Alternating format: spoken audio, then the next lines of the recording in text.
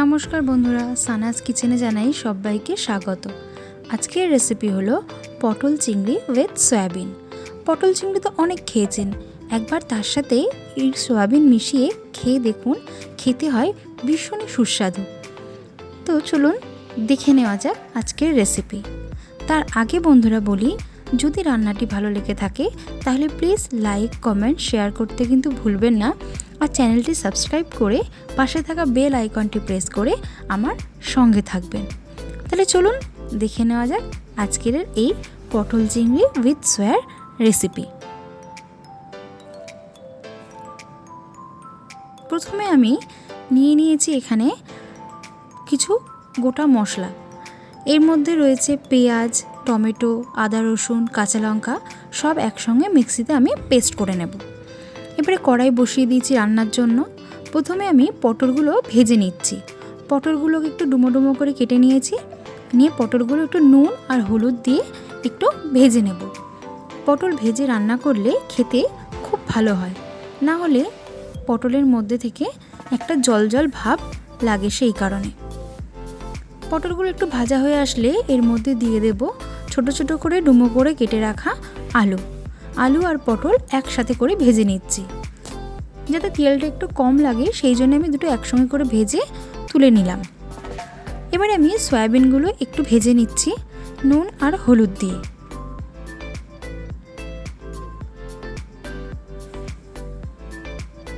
যাতে সয়াবিনের মধ্যে নুনটা খুব ভালো করে ঢোকে সেই কারণেই এখন সয়াবিনের মধ্যে নুনটা দিয়ে দিলাম।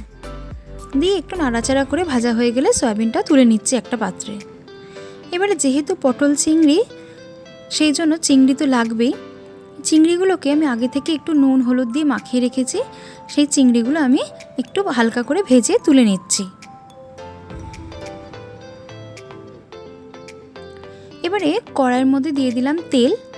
এর মধ্যে দিয়ে দিচ্ছি ফোড়ন, গোটা জিরে, তেজপাতা, লবঙ্গ, এলাচ আর দারচিনি দিয়ে পেস্ট করে রাখা মশলা এর মধ্যে দিয়ে দিলাম। তার মধ্যে মিশিয়ে নিচ্ছি হলুদ গুঁড়ো, কাশ্মীরি লঙ্কার গুঁড়ো আর ধনের গুঁড়ো দিয়ে মশলাটা দিয়ে ভালো করে মশলাটা কষিয়ে নিচ্ছি।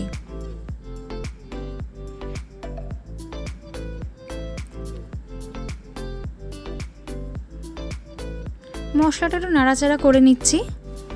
নিয়ে এর মধ্যে মিশিয়ে দেব আমি সামান্য পরিমাণে জল, যাতে মশলাটা ভালো করে কষা হয়ে যায়। সেই জন্য জল দিয়ে একটু মশলাটা জলের সঙ্গে মিশিয়ে নিয়ে আমি ঢাকা দিয়ে রেখে দেবো কিছুক্ষণের জন্য।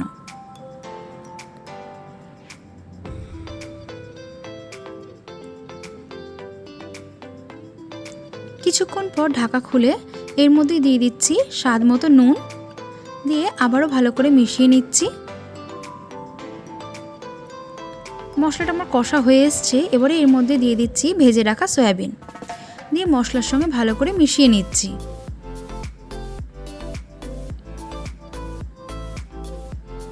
মশলার সঙ্গে সয়াবিন মেশানো হয়ে গেছে। এবারে এর মধ্যে দিয়ে দিচ্ছি ভেজে রাখা পটল আর আলু, দিয়ে আবারও ভালো করে মশলার সঙ্গে মিশিয়ে নিচ্ছি পটল, সয়াবিন আর আলু একসাথে।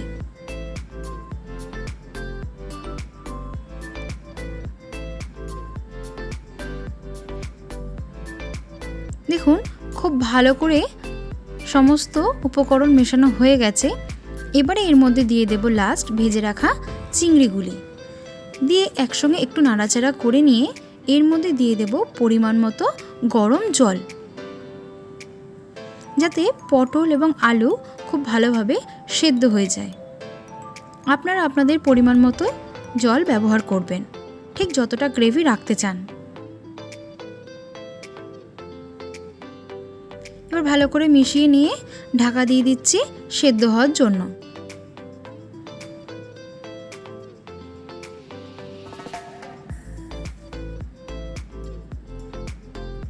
মাঝে একবার ঢাকা খুলে আমি ভালো করে নেড়ে দিচ্ছি, দিয়ে আবার ঢাকা দিয়ে দিচ্ছি। দেখুন হয়ে এসছে আমার রান্নাটি। আলুও খুব ভালোভাবে সেদ্ধ হয়ে গেছে এবং পটলও সেদ্ধ হয়ে গেছে। দেখতে পাচ্ছেন যে আলু খুব ভালো করে সেদ্ধ হয়ে গেছে এখানে। এবারে আমি এর মধ্যে দিয়ে দেব গরম মশলার গুঁড়ো, দিয়ে ঢাকা দিয়ে গ্যাসের ফ্লেমটাকে অফ করে 2 মিনিট রেখে দেব। তারপরে সার্ভ করে নেব গরম ভাতের সঙ্গে।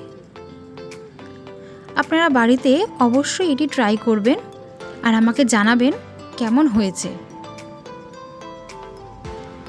তাহলে বন্ধুরা আজ আসি, আবারও চলে আসব অন্য একদিন অন্য কোনো রেসিপির সঙ্গে। সবাই ভালো থাকবেন, সুস্থ থাকবেন আর চ্যানেলটি সাবস্ক্রাইব করতে কিন্তু ভুলবেন না। তাহলে আজ আসি, ধন্যবাদ।